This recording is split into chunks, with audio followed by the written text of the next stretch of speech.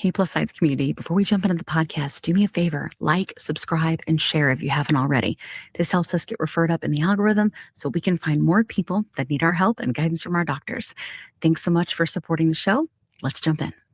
Friends, the GLP-1 math is just not mathing. When I look and see 104 million people in America are struggling with the disease of obesity and about 11,500 obesity specialists, that breaks down to like one obesity specialist per 9,000 patients. I saw the stat that said 72% of GLP-1 users say that they want more support on their journey. Because I think we all realize you start on these medicines and you think, oh, it's just going to be like phentermine or anything else I've ever taken in the past. This ain't like that, bro. Like, it's just not. It's different. And I provide a lot of that here by interviewing doctors and things like that. But I've had people been asking me, emailing me for years, asking me to do one-on-one consults, which I do, but they're expensive, right? So I decided to make a group where 10 people at a time would come in with myself and with Kat. We could talk about recipes. We could talk about exercise. We can talk about side effect management.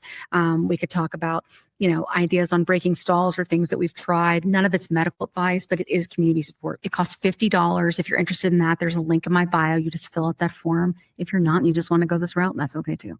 I love you. You're not alone. It's not your fault. And hopefully you'll sign up to hang out with us. All right, now back to the show. Are you interested in understanding GLP-1 medications like Ozempic, Wegovy, or Mounjaro? Then join us on the Plus Sides, Cracking the Obesity Code, the groundbreaking podcast helping people change their lives one episode at a time. The Plus Sides podcast is a disruptor. We're breaking down barriers, smashing stereotypes, and sharing inspiring stories that'll leave you feeling informed and empowered. Join us every week to learn from doctors who are specialists around GLP-1 medications like Ozempic, Wegovy, and Mounjaro. They'll provide you with science and facts to validate these incredible stories. But that's not all. We'll also bring you the voices of the GLP-1 Mounjaro TikTok community, real people who face the challenges of obesity-related diseases and disorders and discovered the incredible plus sides of GLP-1 medications. Our episodes are filled with heartwarming stories, laughter, and moments of triumph. You'll connect with our amazing community members who are reclaiming their health and experiencing their fullest lives. Are you ready to embark on a journey of discovery and empowerment? Tune in to the Plus Sides, Cracking the Obesity Code, and together we'll change the narrative around obesity and end the stigma. Subscribe now on YouTube or your favorite podcast platform and join our incredible community. Let's celebrate the plus sides of life together because every story deserves to be heard. Every life deserves to shine, and everyone deserves access to expert knowledge and medication. The Plus Sides Podcast. You're not alone. It's not your fault. Welcome. Hi, everyone. Welcome to the Plus Sides. And it is me, Kat Carter. I am flying solo here. And if you haven't been following us, if you haven't left your 5-star reviews, wherever you get your podcasts, why haven't you? I'm just flying solo. Kim's got some things, of course. What does Kim not soldier through? She has some things that she has to take care of. So I stepped in and I said, hey, I can cover. I have lost 100 lbs on a GLP. I did experience regain, but way back a couple of years ago. I've been on a GLP for 4 years. Lost 100 lbs very slowly. And I am a slow responder. All slow responders unite. And it has, in essence, been like probably the best thing for me. So I'm very thankful that I was not a fast responder for me and for my journey. Before we start today's conversation, I want to name up front that we're talking about two very difficult things: eating disorders and substance abuse, substance use in people living with obesity.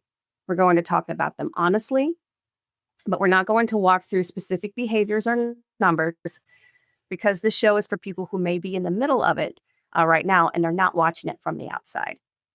If that's you, it's okay. There's no shame in stepping away from this episode, and there's real help, which will point to you throughout this episode.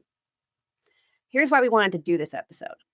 In part 1, we talked about how weight regain drives people to hide from their care. Eating disorders and substance use work the same way.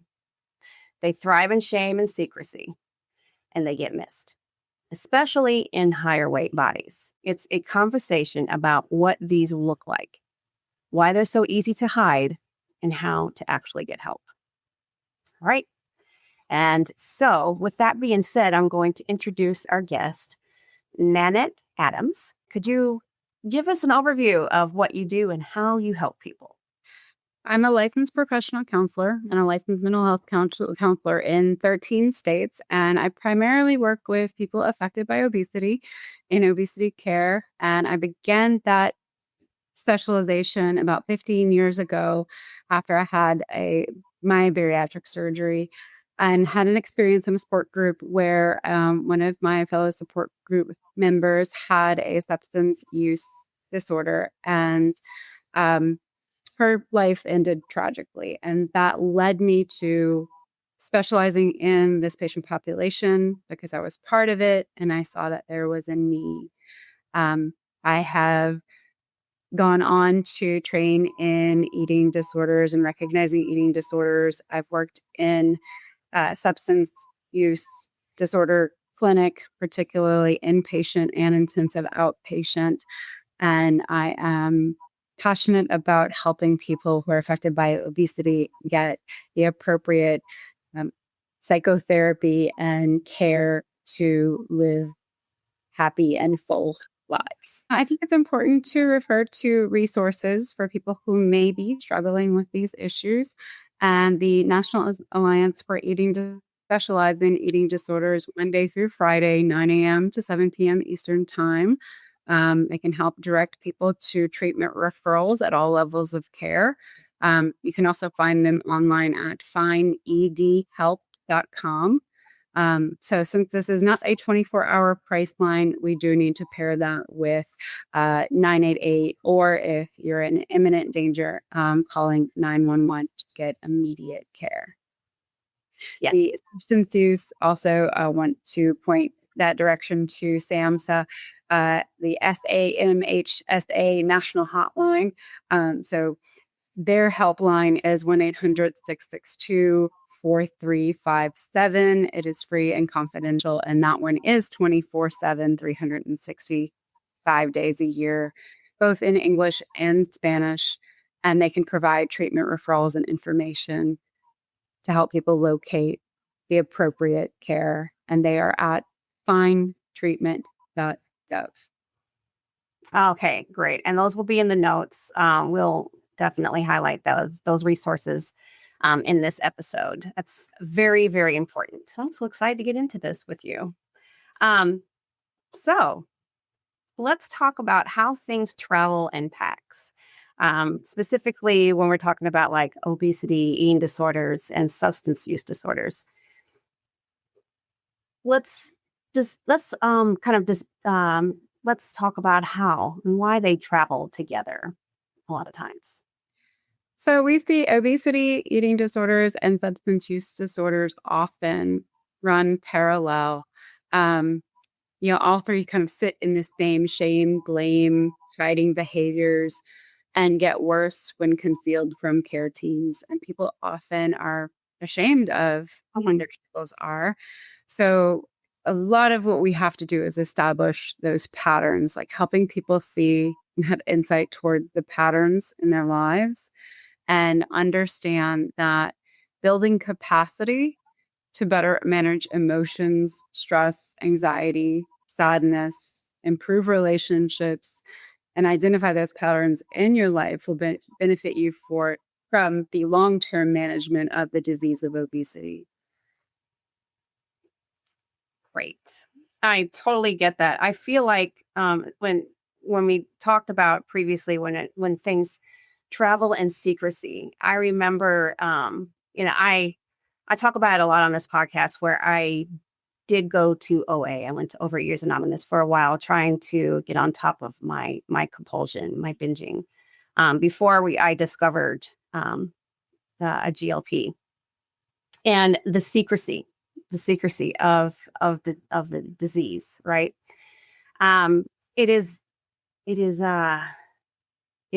an insidious little thing where like you want to be alone and you want to be in secret, and that's where the perfect storm hits. And so could we kind of go over that, on like how isolating, both having the ED and the SUDs or the substance use disorders, and how we can detect that, like say externally, like a friend or a family as well. I think like the overview of this is obesity in society has been shamed for so long, and people have internalized the blame, the restrictive dieting culture, and all of these things that we try and we have these stop-start cycles so frequently, and we Mhm. blame ourselves not realizing that the biology is running behind it, but the patterns of behavior that we establish can often become very disordered, very maladaptive, especially with bariatric patients. I think, like, we are prescribing a very restrictive pattern to get them into the lifestyle changes and the reduction of calories, which is like subscribing to the diet culture and then getting them lead to it. And a lot of mixed messages that lead to maladaptive coping mechanisms. And we see high rates of substance use disorder, particularly with alcohol and people struggling with adapting to the new internal design of their organs, right? And in Mhm. the GLP-1 space, an opposite of suddenly, oh, the desire for alcohol does go away, though I think that is conflictual and it's not 100% going to just completely make us True. stop drinking altogether, right? And it can Yeah. be completely restrictive if you don't have substance use disorder, then, okay, maybe I should be able to enjoy a glass of wine or a cocktail when I go out to dinner, but not letting it completely fall off. When we add in the sudden attention and the anxiety and social anxiety, it becomes a perfect storm. I'm not going to rule out that substance use disorder can exist in GLP-1 use because I see it and I treat it clinically, Mhm. but helping people learn to regulate behavior and not adapt to maladaptive behavior and learn what does normal look like, right? Because normal looks different in all this. And it's like this, normal, like we use the term oftentimes, the neurodivergent, but we're all neurodivergent. We all have brains that look different from each other. Yeah. It's the where do you fall on that, spectrum, not to kind of sidetrack, but we talked in the last episode particularly about orthorexia and the kind of follow-up because it is an extreme, but an extreme that's promoted within obesity care for good reason, right? For the bariatric patient side, for good reason to get them back to normal eating patterns as a reset. Um, but with GLP-1s, you can go on a GLP-1 and you can not adapt to more nutritious, better choice the eating behaviors and continue to eat the same way you always did and lose weight, but that's eventually going to catch up, right? We Mhm. have to meet the changing my health and changing my choices for the better to improve my health in a way that makes sense and is not maladaptive. And I'm taking care of my body with intention and feeding it at appropriate times, appropriate amounts, and moving it appropriately, regularly as I build more mobility, more strength. Yeah. Mhm. And people who may have not had those behaviors at the beginning, right? So the building into coping mechanisms, right? Learning the new coping skills and working with a dietitian to make good food choices and integrating what maybe food intolerances someone might have for a balanced lifestyle. But anytime you're trying to create a balanced lifestyle, there will be outliers of extremes. Mhm. And there will be the newness of a new body, right? And a smaller body and more attention that doesn't feel comfortable. That could spiral into a substance use disorder or could spiral into restrictive eating behavior patterns. So I think it's important to be aware of what that might look like and then know that there are resources out there to help. And um, in the age of there being a lot of coaching available online, Right. Yeah.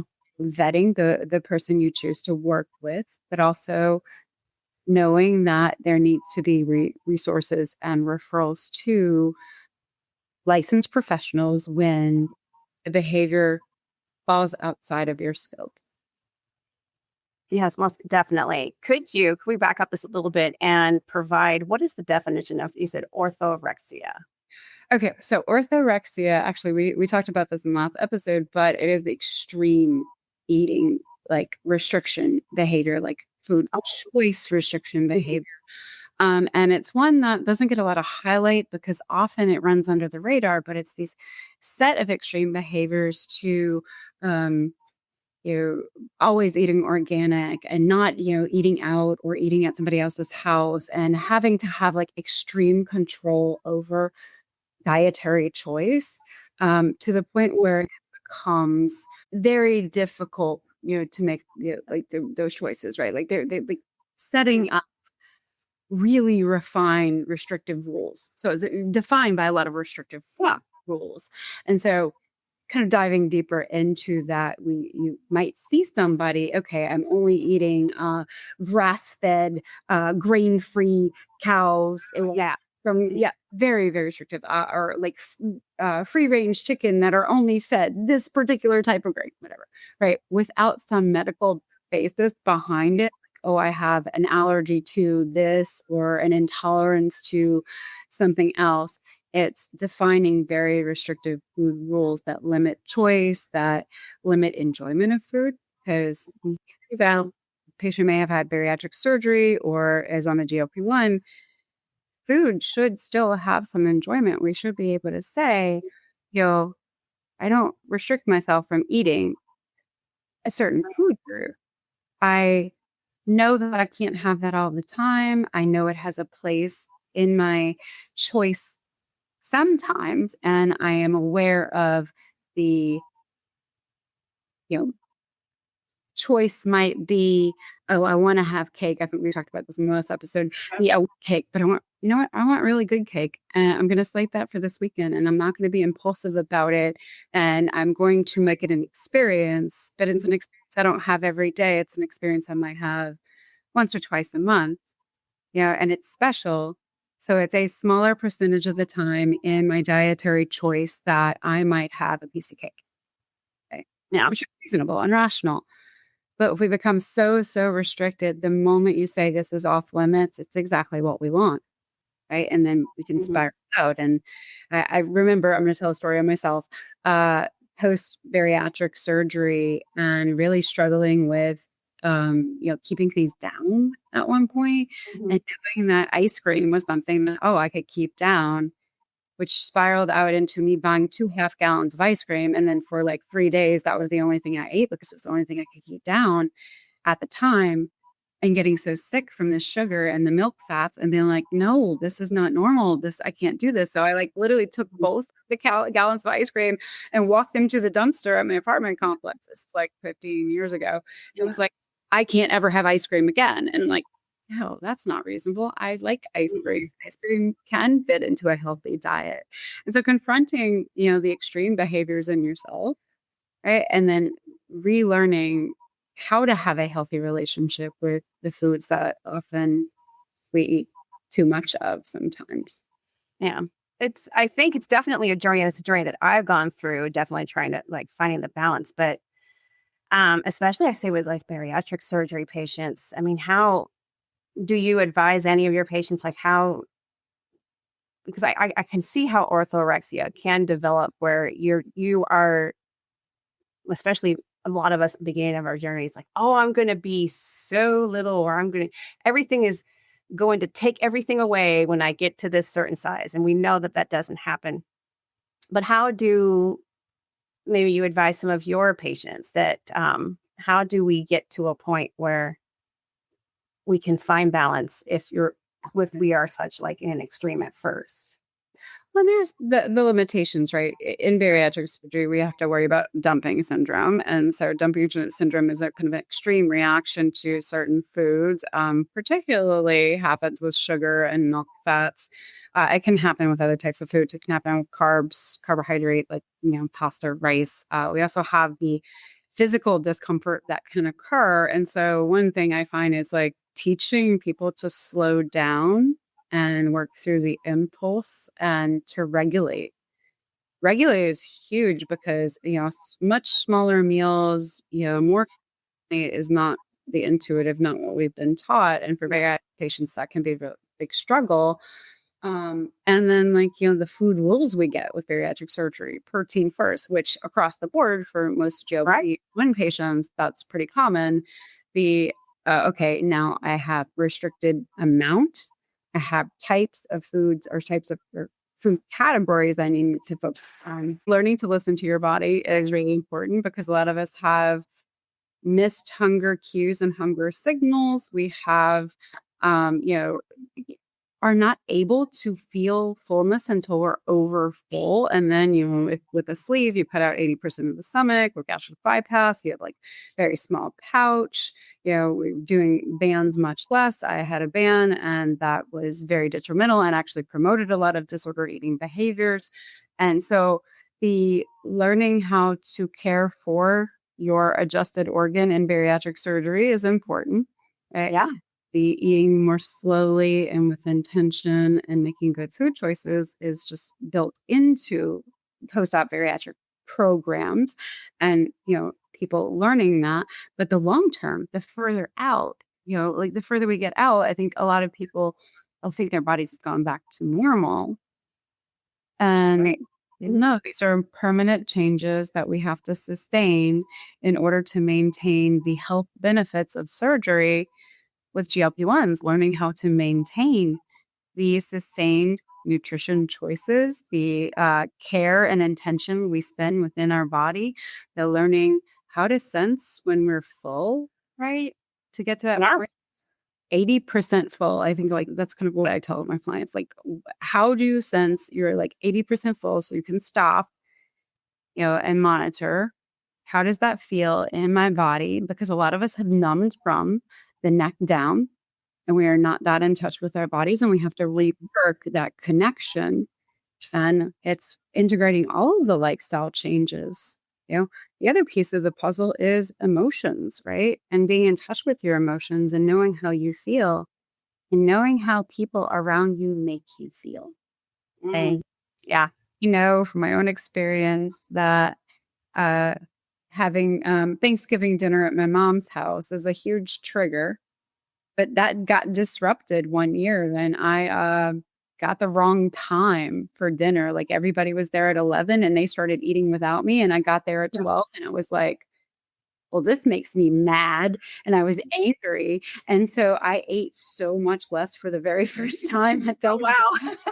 And I was was fuming. And I'm I don't want to eat this food now because you guys told me the wrong time. And I sat there and was this place is the environment where all my disordered eating behavior patterns were triggered in childhood into adulthood. Mm-hmm. My body image issues and my relationship with my mom and my relationship with food originated in this environment. And it was this aha moment of you have control over yourself and you are acknowledging the emotions that come with this disruption, right? How you get to take control and do things differently. And so that insight and aha moment was a catalyst to change. But the people around us, the relationships we have are all influencing our behavior toward our food relationships and ourselves. Right? And if someone makes you feel uncomfortable in your, emotional dynamic, we might eat, right? We might eat because we're upset about something that happened,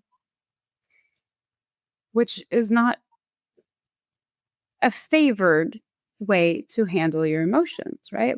We have to learn how to handle our emotions while not using food, and food can be a sense of abuse. And in the leading to the eating behaviors and the substance use disorder, it can spiral out when the relationships around you are not healthy and your relationship with yourself is unhealthy. Yeah, it's just kind of if you just block off one part of alleviating that sensation or those feelings, and you have not addressed it. It's what we've heard it called transfer addiction. So if you're not addressing the core process of emotions, then it will just show up all over places. And speaking of, It's like playing whack-a-mole. It's like, you hit one and the other one pops up. I think with that too, when it comes to both GLP-1 and bariatric patients, extreme change very quickly, suddenly in appearance, how people treat you can trigger some Yeah. senses of coping with that attention, which leans into substance use issues. Mhm. Even with the identified path of GLP-1s curbing alcohol desire, if somebody is determined to use alcohol to cope with anxiety, that may not be able to stop the pattern of behavior. Yeah. Yeah. I always say like if there's a will, there's definitely, a way. Um, we also, I see in here in our notes as well, is that I do want to touch on higher weight bodies and eating disorders not being found in a higher weight body, or how maybe medicine or your healthcare provider kind of misses the mark on that.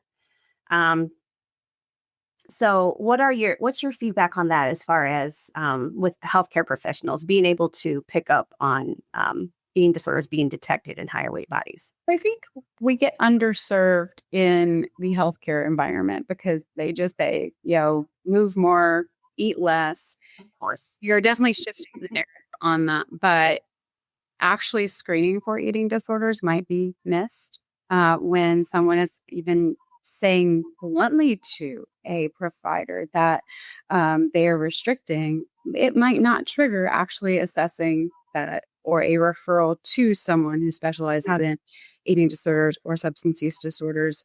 So that space where providers can do better is not just assuming, but directly asking, hey, what does your day look like? What are your choices? How are you making them?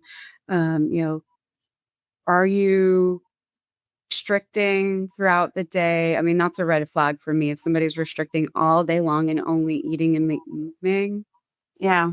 that's going to be problematic. If somebody is intermittent fasting without good medical reason for it, right?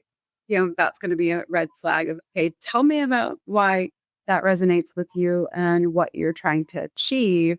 And looking at that through the lens of, is this benefiting or harming the patient?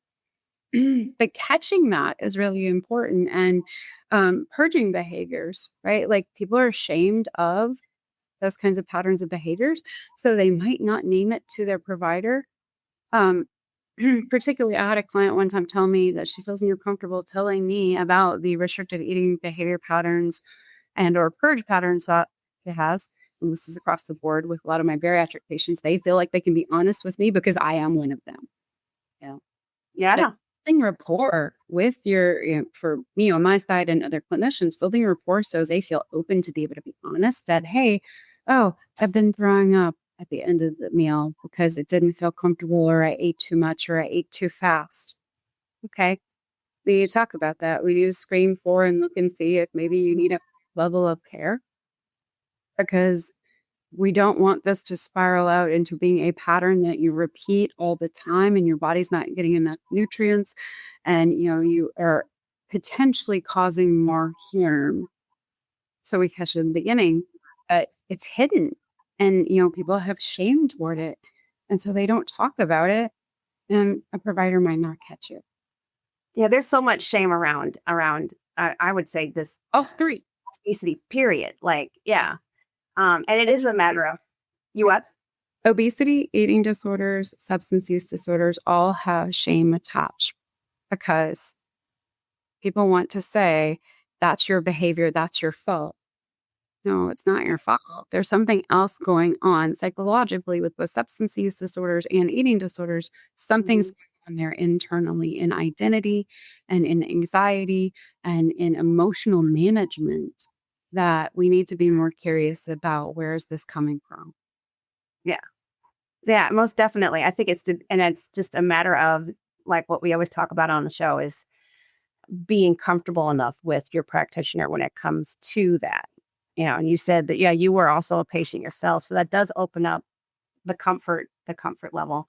I did want to touch on this because there was I had a sponsor in OA, and her I guess her disorder was exercise purging. So how would we, just as a person, like we maybe, well, I guess we don't want to self-diagnose ourselves, but how would that be identified, for instance, in an individual? So on the clinical side, assessing how frequently, how much, how often, is it reasonable? Is it getting in the way of living the rest of their life? So somebody comes to me and they tell me they're at the gym for 6 hours a day. I'm like, are you a personal trainer? Is that your career? Or are you going to the gym because you are immersing yourself in this because you want to feel like you have control, but it's gotten out of control and it's extreme. Your body is going to be exhausted.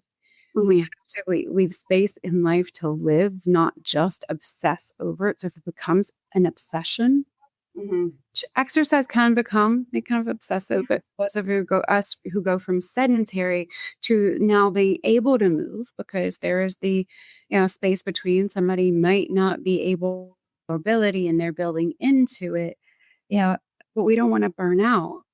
So we have to strike balance. I always tell my clients that the all or nothing mentality is how we approach it. But the gradual staging into it and building up so you don't burn out is the best way.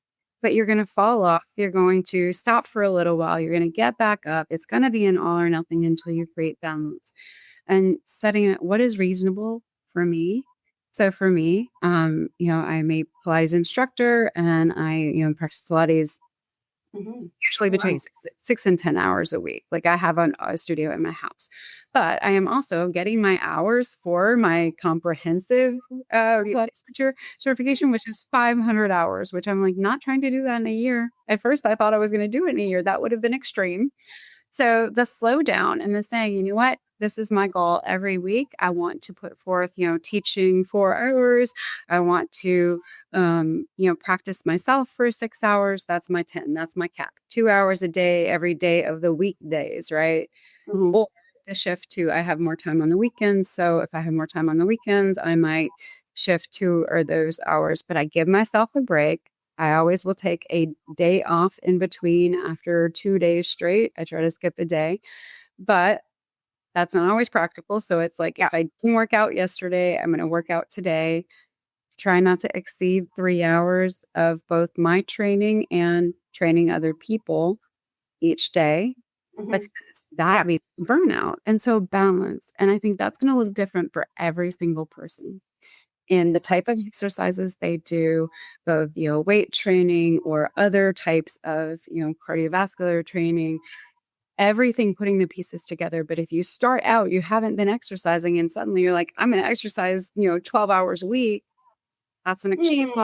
Let's back that down to, let's start with maybe, 20 to 30 minutes, 2 to 3 times a week, and then build into it. So with a personal trainer or an exercise physiologist to get to that place, and knowing that you don't have to get there next week or next month, that like any year, it might be reasonable in a year for me to be investing in my physical fitness for 10 or 12 hours a week. But right now, when I've been sedentary for the last 20 years of my life, I need to slow down and build into it. So scaling into, I often ask my clients, what does the life you want to live look like? Right? I want to be. It's so simple, but so profound, right? Yeah. I want to be physically fit. I want to hike. I want to go to the gym regularly. I want to invest in my interest of Pilates or yoga or rock climbing or, hiking, whatever that is, right? Okay, well, you don't get there tomorrow or next week. You build into it by starting with a regular walking routine, regular weightlifting. You don't go from lifting 5 pounds to lifting 50 pounds. You go gradually 5 pounds, 10 pounds, 15 pounds. You don't do that, starting at 5 pounds today, 10 pounds tomorrow. You stick with the 5 pounds for the first couple of months, maybe, or even, a month, and then you go up to 10 and then you stay there for a while. Mhm. When we have lived within these extremes, it's hard to scale into that regulated pattern. I think so. It's definitely, especially if like you're new to all of it, it can be very overwhelming, and it can also definitely trigger that focus. And I have to do this right. If you start missing, like say life events because I can't eat this certain food or I got to do this certain workout. That's where um, I guess where that balance that we're talking about here does come into play. Um, since we are focusing or we're speaking on regain, and I know that our bodies love to be in this cozy little set point, and they get cozy and comfortable at like a certain, I could say it, am I doing it correctly? A metabolic rate. But a lot of us in this community have or are experiencing regain, and how can that be the danger zone for a lot of people who are on this journey, both either on GLP or bariatric or both? So regain happens as somebody who has had probably 5 rounds of regain over 17 years and finally put all the pieces together. I never take for granted that it might change and that I might have to change what I'm doing up a little bit. But navigating where you are is always maintenance, right? How far you've come. If I was 2 pounds on a GLP-1 and I've gone from 300 to 250, right? I am learning maintenance of keeping that 50 pounds off. Okay, well, I've put a little bit of it back on. What's changed? Did something in my life change? Did my stress level change? Did my hormones change? Is perimenopause or menopause a part of the picture? Did my lifestyle or my sedentariness change, right? Okay, did I change what I was eating? Do I have a food intolerance to something? Is there something else going on behind it? Do I need to seek, a medical professional? Do I not have labs ordered because suddenly something's spiked and there may be something wrong? Question it with curiosity. Okay. What's going on here that is, perpetuating this pattern of regain? How can I get on track? Not next week, not Monday, but right now in this moment, what can I do differently? I can wait for tomorrow. Write out what your food plan is because if it's expected, you're generally going to follow it, right? Focus on the important nutrients, whatever your dietitian says, certainly go with that. But primarily, we're going to focus on protein, fat, and fiber. So protein, veggies, good healthy fats, things that are going to create a balanced diet. Carbohydrates are important. We're never going to like completely oust it, but you may, depending on your needs, need to look at how much is good for my body. And that's something to talk to a dietitian about. Sugar. Sugar is going to be problematic for most of us, right? And with bariatric patients, it's likely going to, be a spiral because it's just liquid inside us. It goes right through us and it might cause dumping syndrome. So being aware of that, right? And, not completely like ostracizing it. But if your body reacts poorly to it, knowing and taking note of that and saying, hey, I know my limits. I know what I can and can't have. I stay within that. I understand my body's needs. I know what my body feels like when I eat an appropriate amount of food. I know the discomfort when I don't. And I value not feeling that discomfort. I like that. I love that. That's fantastic. Also, so keep that in mind. What is the balance for you? Your food, your intake, your activity level, when it comes to regain. Um, I think we talked about this with one of another practitioner a couple of episodes back. Could regain kind of, if we're not speaking about it, if we're not speaking up to like say our practitioner, we're a lot of people, the reaction is to draw inward and be silent about regain because there's so much shame around it. Does that open things up also for like a perfect storm of maybe lean on something else or lean on a substance or something like that to help help with the regain? in their minds, or Yeah, it can really spiral out because of the disappointment and the frustration we might feel. And so being aware of, I need to find the pattern. I need to find what's going on here. So I'll give an example. My dad died last year. We mentioned this in the first episode. And within like 2 or 3 months, I had put on 40 pounds. And the environment I was in, living with my mom, the year after he passed away, to be there to support her. She's 84, but she certainly gets, she's mobile and she can do all the things and she's got her mind. But she loves to cook. And she was cooking because that's her therapy. She's written 3 cookbooks. She's an amazing cook. But I was living in the house with her, indulging in everything she possibly could because she was sad. And the stress and anxiety of it skyrocketed my cortisol. I was like convenience eating whatever she was cooking rather than really paying attention to the things that I knew. And I didn't have control in the environment because she was cooking. She really, truly at 84 years old probably needs to open a restaurant because she's got so much energy.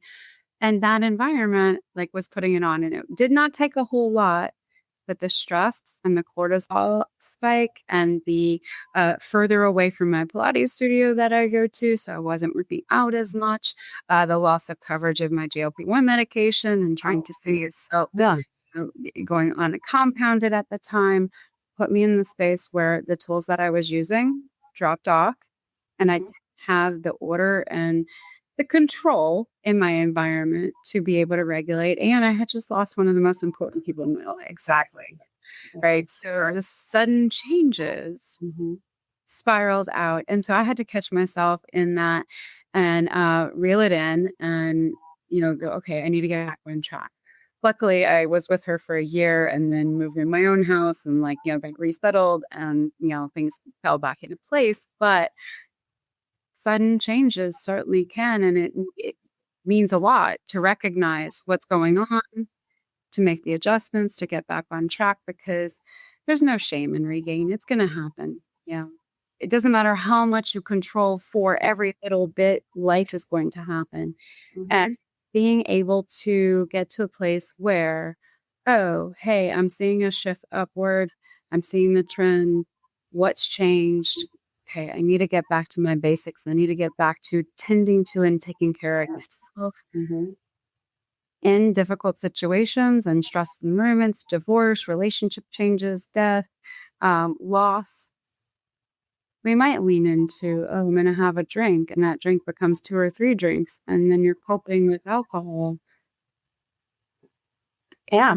When does that trigger a referral to either an inpatient program, an intensive outpatient program, therapy, AA meetings, smart recovery? Having the right providers before that happens. Yes. You have to reach that. So I tell everybody you should have a therapist. And that's just not me promoting my profession. I have a therapist. I see her every Friday. I will tell you, she calls me out on my stuff.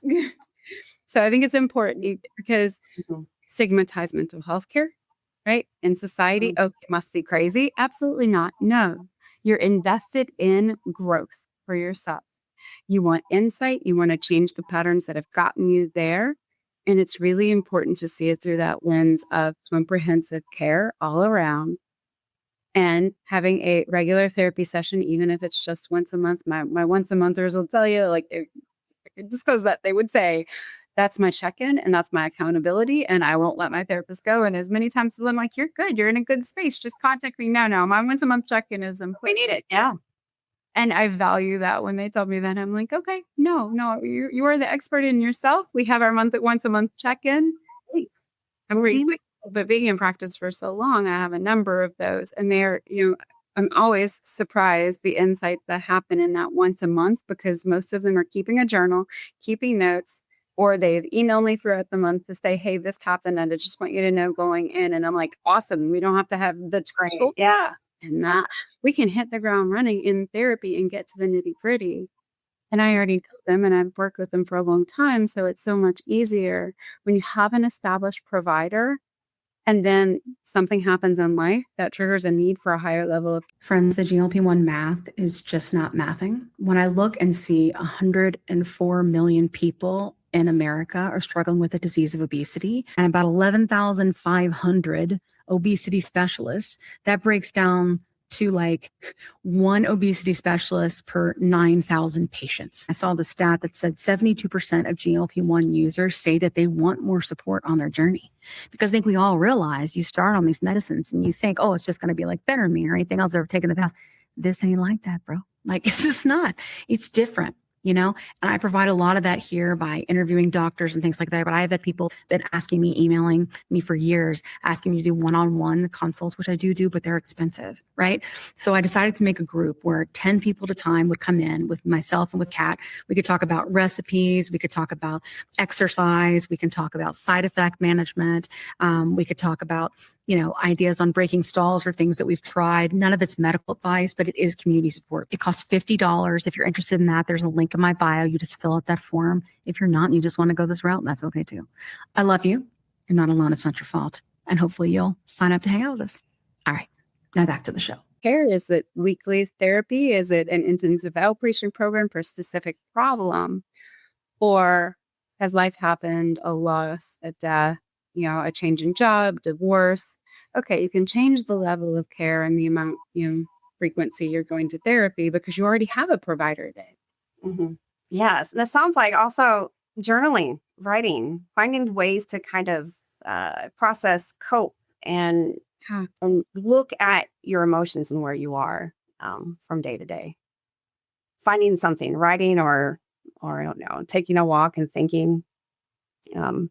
Some of the tools, I guess, to lean back on to realize like where you are, what am I doing, and then bringing those notes to you, recognizing it and being able to get help. And if you already have help established and it's just a monthly check-in with the therapist, then the detour is, I need more frequent check-ins. I need to really work on the tools that I use to cope with the stressors of my life.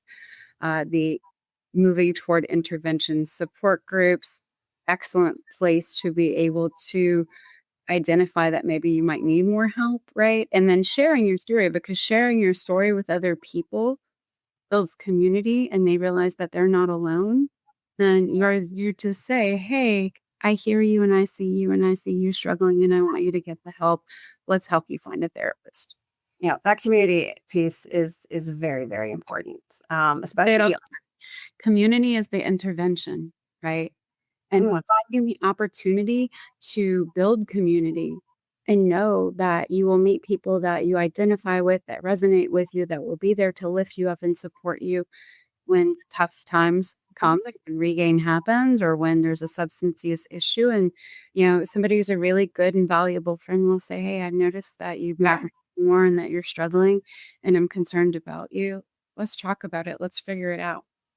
Yeah, that community piece is the prevention of the secrecy, or like pull them into yourself and, engaging in those behaviors in secret, right? And so the community, when you go public, when you walk into your and talk about it, it is such a good prevention, proactive. It's an important piece. I find that extremely important. I do want to it's going to kind of go back a little bit because I wanted to cover why it's also very easy to hide substance use disorders, specifically in larger bodies, and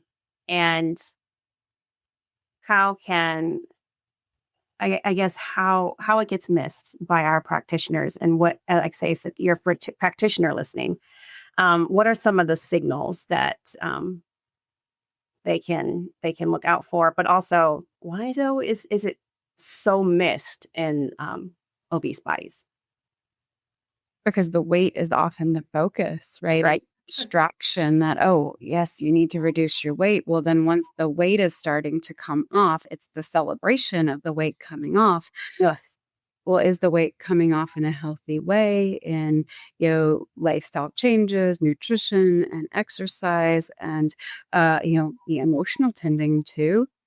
And for providers, knowing what assessments might be important. So oftentimes in therapy, I will send out the normal screenings of the PHQ and the GAD. That's an anxiety and depression screening. But I also will send out the eating disorder screening or the adverse childhood events screening to understand what might be going on from childhood, where those patterns come from. And there are a number of other ones. There are binge eating disorder screening tool, which I use frequently. But I find that the physicians don't always screen for those, right? They're not always using those tools, which some of them, the screening tool is very simple to use and can be relied upon. But a lot of things get overlooked for us. And in the work I've done with eating disorders and bariatric patients, and now many influx of GLP-1 users, there are subtle signs that other clinicians might miss. So a therapist who just works in the general mental health space might not notice an eating disorder, right? You might not see it, or the patient might hide it. And so asking those questions, especially if somebody is on the GLP-1 or has had bariatric surgery in the past, asking questions about their relationship with exercise and knowing which tools to use is an important part of getting the help that they need, because we cannot be everything to everybody. And sending someone to a specialized treatment professional. Actually just wrote a guide for coaches in the GLP-1 space. I haven't released it yet. It's coming out on my Substack probably next week. I'm kind of refining some of it, but it's identifying when someone needs a referral to a licensed mental health professional and understanding that there are limitations to coaching and the coaching relationship. And we want people to get the help they need when they need it. So if you are seeing something that seems off, knowing when to refer is a really important piece of the work that they're doing as coaches. Right. Yeah, I noticed with a lot of my practitioners before I started my GLP journey, I would just self-disclose or self-report with most of my doctors. But I think there was one doctor who actually did say, like, is it okay if we talk about it? And I've always said it's on all of our episodes. I do see that there is a gradual shift. I see a lot of practitioners becoming more and more open or aware of it. So there is that positive side. But I always just self-reported, like, hey, I suffer from binge eating disorder. Asking permission to talk about weight is really important. It's crucial.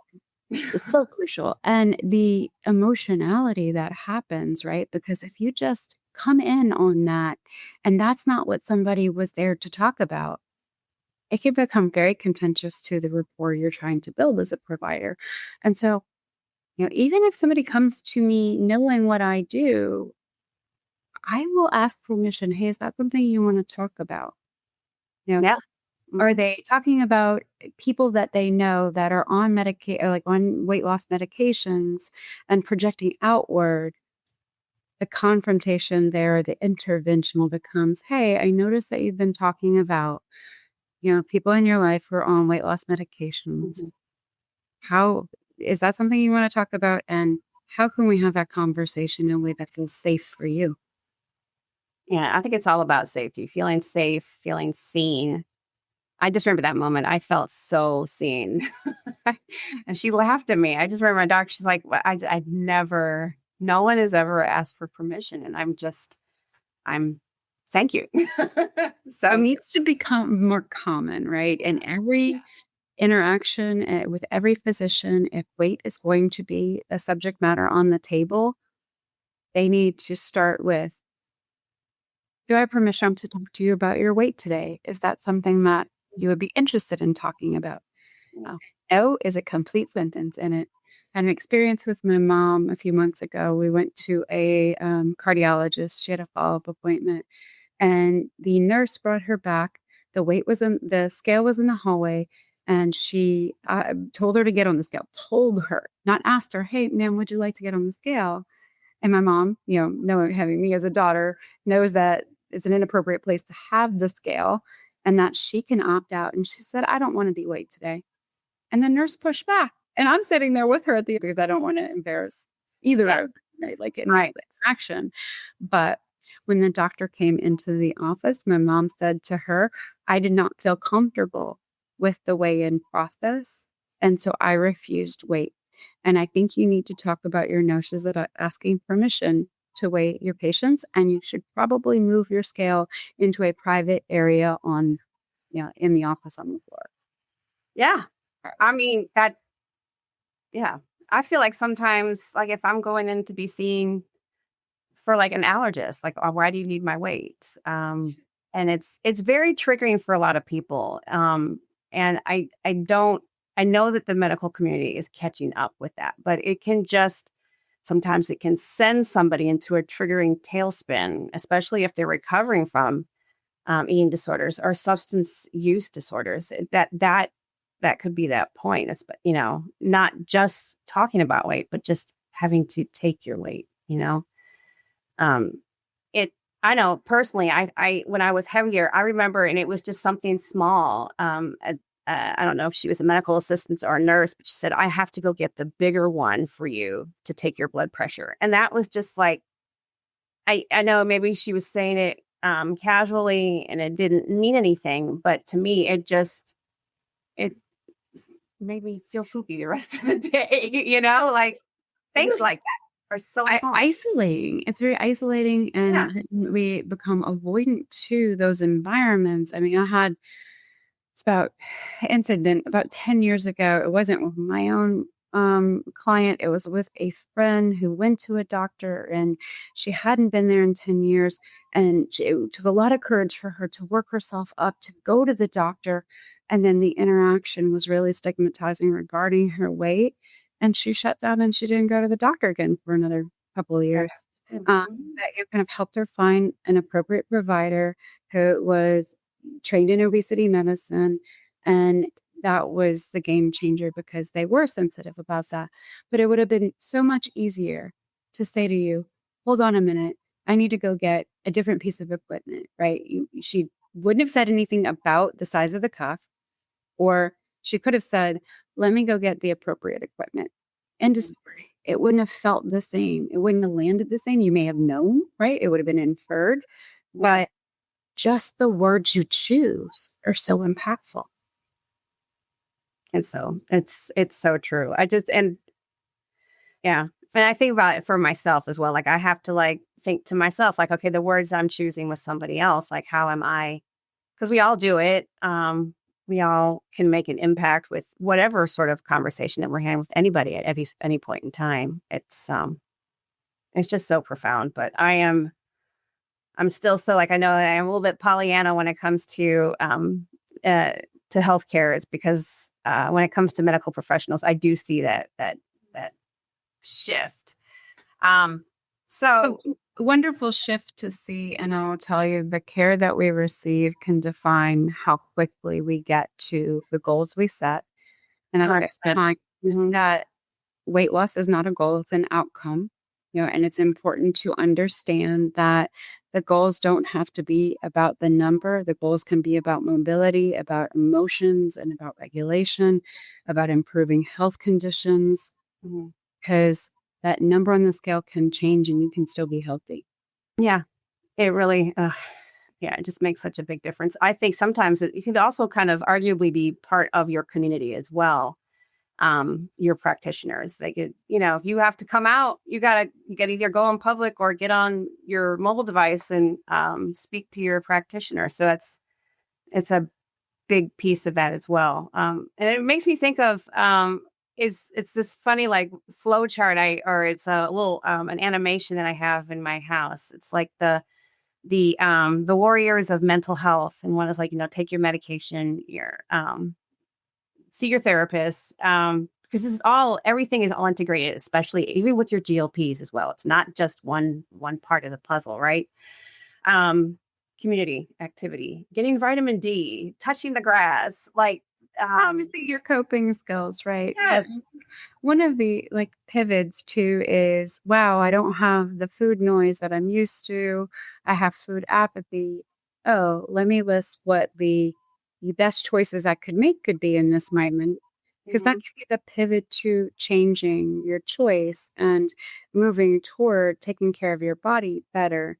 But if someone doesn't say that, someone they keep on repeating the same things they've always done, it might spiral into more restrictive behaviors, avoiding eating, not taking care of and tending to yourself. You know, I'll tell people, hey, you can write out the food plan for the day, you can follow it perfectly, and then something goes sideways and you go back to coping with food rather than engaging in, doing a puzzle or, singing a song or playing music or engaging in your hobbies before you go to that. Oh, I'm going to go have a snack, right? Do something first to tend to your mind. And then if you still want the snack, hey, have the snack, right? You know, maybe your body needed that. Maybe your body was telling you, oh, I need a few more calories. I'm infamous for if I've eaten throughout the day, but at 8 or 9 o'clock, I'm like, oh, I seem hungry. Okay, Right. let me go, tend to something around the house. And then if I still feel hungry, I'll get a small snack, right? Because Yeah. maybe my body needed that, but I want to make sure that my body needed it and I just didn't need some kind of enrichment. Yeah. No, I always have that. I call it's the special witching hour late at night. So I always determine like if I do you want like something healthier or are you like craving something else? And if so, like, okay, you're probably tired. But if you want to say, if you still want something, still be compassionate. I know that the Dr. Rentia talks about like the passionate pause. Um, Either way, if you have something or if you don't have something, you're not an evil person. You're not throwing the baby away with the bathwater. It's all about being compassionate with yourself. So yeah.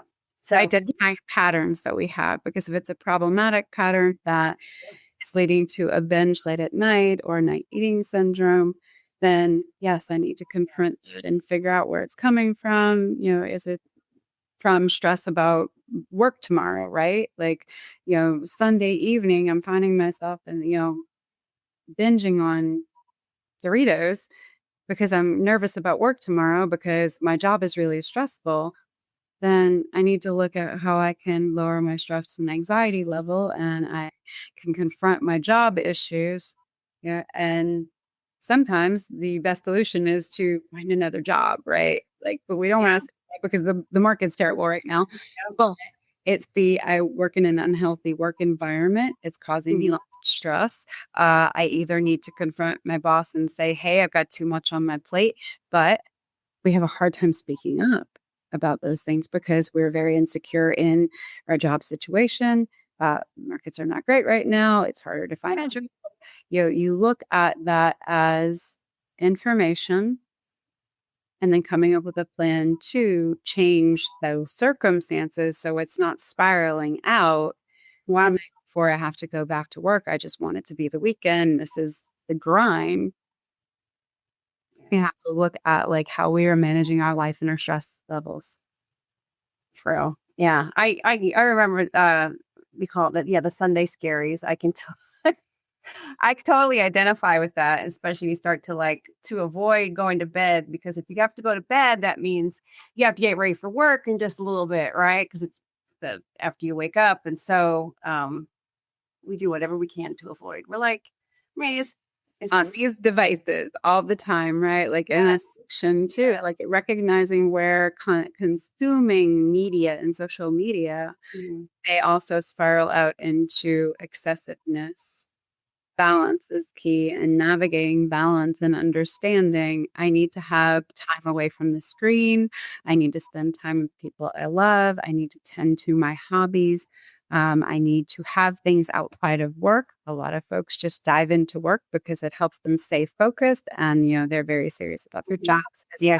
Right. But balance, because if you have nothing outside of your job and you're ignoring and neglecting your family, eventually it's going to catch up with you. And life is not going to feel as fulfilling or joyful if you're constantly neglecting other parts that should bring you joy and happiness. Yeah, it's all about finding that balance, or like I say, finding your groove in this entire journey. So, as I always say, is the weight between the ears, right? So it's the whole person. We have to take care of the whole person. That GLP, what we talk about so much on this show, that is just one piece, and there's so much more to us. So many more things, and that weight between the ears is so crucial. So definitely, The thoughts we think shape our reality too. And so if you are in a negativity spiral and you are internalizing weight bias narratives and you have a lot of negativity around you about your weight and your body or internally, right? That can affect regain, right? We are used to I've been trying and trying and trying and it's not happening for me. I'm going to throw it all away, right? yeah, The staying consistent, the taking care of and tending to yourself, both your body and your mind, and spirituality, and showing up for yourself because you want to love and care for yourself, which helps you love and care for the people you love around you. yeah. You take better care of others when you love yourself first. You take care of yourself first. So this has been a really powerful conversation. I do want to touch on again all the resources that are available to all of us out there that are suffering with any sort of eating disorders or substance use. Could you touch on that again for us? Sure. Okay. Number of resources. And I think being aware of the co-occurring issues, or both binge eating disorder and ADHD often, are seen together. So that's one that I like to kind of bring up to people. Also, sensory issues are fed. So there are specific eating disorder diagnosis, other specified feeding and eating disorders, and avoidant restrictive food intake disorder for us to look at, and can cause impairment in life. So, we hear about anorexia and bulimia and binge eating disorder, and talked about orthorexia, but there are other things that might be coming into play. The other part about it too is the sensory part, which ARFID, avoidant restrictive food intake disorder, covers, is the sensory relationship we have with food. And so being aware of those things existing, right, and understanding that, if it looks off, right, if the behaviors start to go to an extreme or there's certain sensitivities, to be aware of that and get appropriate diagnosis and get appropriate treatment. But the resources will certainly tag in the comments or in the listing. And I think it's important to know that if it's an extreme and someone is engaging in self-harm, to get them help or to get yourself help. And sometimes that means calling 911, right? Sometimes that means an immediate referral and action with urgency. But the National Alliance for Eating Disorders helpline, again, I'll repeat, is 866-662-1235. They are staffed Monday through Friday with therapists who specialize in eating disorders, 9 a.m. to 7 p.m. Eastern Time. Will help people find referrals. And then the Substance Abuse Mental Health Association, that helpline is going to be 1-800-662-4357. And that is free, confidential, 24/7, 365 days a year, English and Spanish available. And they are available at findtreatment.gov. And then in crisis, 988, the Suicide and Crisis Prevention line.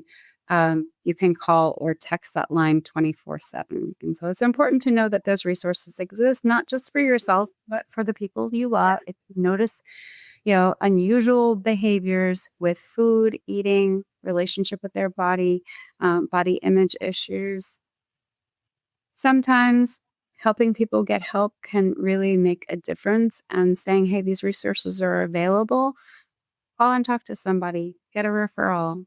If it's nothing, then fine. But if it is something and you get the help you need, you can live a better life on the other side of treatment. Yeah.